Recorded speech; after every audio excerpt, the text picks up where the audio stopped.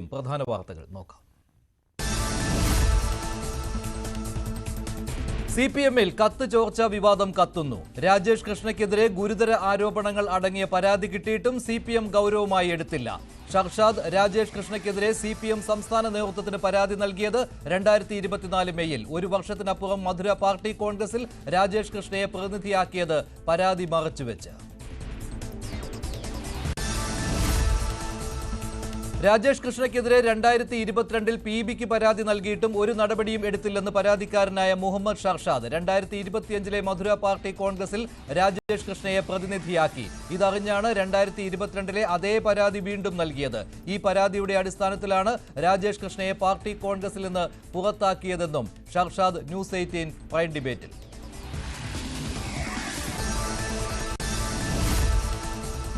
ക്രൈസ്തവ സഭകൾക്കെതിരെ ഹിന്ദു ഐക്യവേദി നേതാവ് KP ശശികല. ഇന്ത്യയിലെമ്പാടും നടക്കുന്ന നിർബന്ധിത മതപരിവർത്തനത്തിന് ചരട് വലിക്കുന്നത് കേരളത്തിലെ സഭകൾ.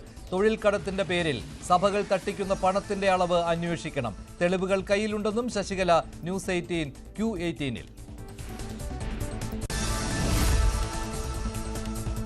BJP ന്യൂനപക്ഷ പ്രീണനത്തിന് നടക്കരുതെന്ന പരോക്ഷ വിമർശനവുമായി KP ശശികല. ന്യൂനപക്ഷവും ഭൂരിപക്ഷവും നോക്കി ജനങ്ങളെ വേർതിരിക്കാൻ നടക്കരുത്. ആരെയെങ്കിലും സോപ്പിട്ട് വോട്ട് കിട്ടാനും നടക്കരുത്. ശരിയോ തെറ്റോ അറിയാതെ കന്യാസ്ത്രീകളെ രക്ഷിക്കാൻ ഓടാൻ എല്ലാവരും ഉണ്ടായി. ശബരിമല പ്രക്ഷോഭകാലത്ത് തനിക്കെതിരെ കള്ളക്കേസുകൾ എടുത്തപ്പോൾ ഒരു രാഷ്ട്രീയ പാർട്ടിയും അനങ്ങിയില്ലെന്നും ശശികല Q18-ൽ. ഇന്ത്യ മുന്നണിയുടെ ഉപരാഷ്ട്രപതി സ്ഥാനാർത്ഥിയെ ഇന്നറിയാം. തുഷാർ ഗാന്ധി, ശാസ്ത്രജ്ഞൻ അണ്ണാദുരൈ എന്നിവരുടെ പേരുകളടക്കം പരിഗണനയിൽ. വോട്ട് ചോരി വിഷയത്തിൽ ചീഫ് ഇലക്ഷൻ കമ്മീഷണറുടെ ഇംപീച്ച്മെന്റ് സാധ്യത തേടി പ്രതിപക്ഷം. വോട്ട് ചോരിയിൽ പാർലമെന്റ് ഇന്ന് പ്രക്ഷുബ്ധമാകും. രാഹുൽ ഗാന്ധി നയിക്കുന്ന വോട്ടർ അധികാര യാത്ര 3-ാം ദിവസം.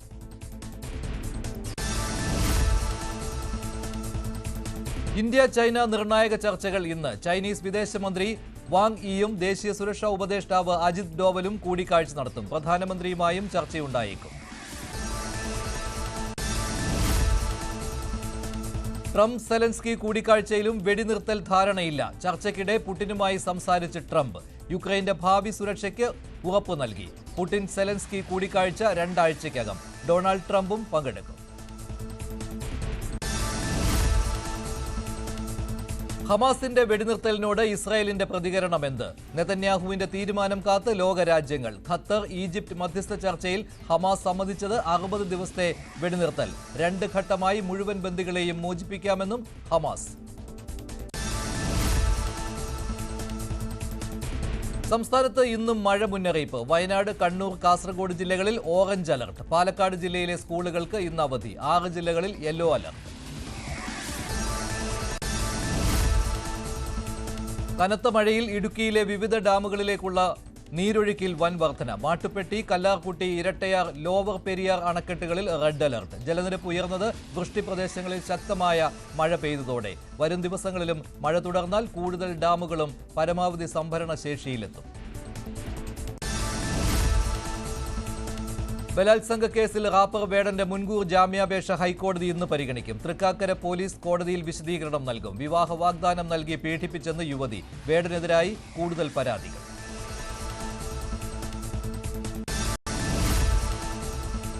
ഗോവിന്ദച്ചാമിയുടെ ജയിൽ ചാട്ടം അന്വേഷിക്കാൻ നിയമിച്ച പ്രത്യേക സംഘം ഇന്ന് കണ്ണൂരിലെത്തും. ജസ്റ്റിസ് CN രാമചന്ദ്രൻ, മുൻ DGP ജേക്കബ് പുന്നൂസ് എന്നിവർ സമിതി അംഗങ്ങൾ. ഉന്നത ജയിൽ ഉദ്യോഗസ്ഥരുടെ മൊഴിയെടുക്കും. മുഴുവൻ ജീവനക്കാരോടും ഹാജരാകാൻ നിർദ്ദേശം.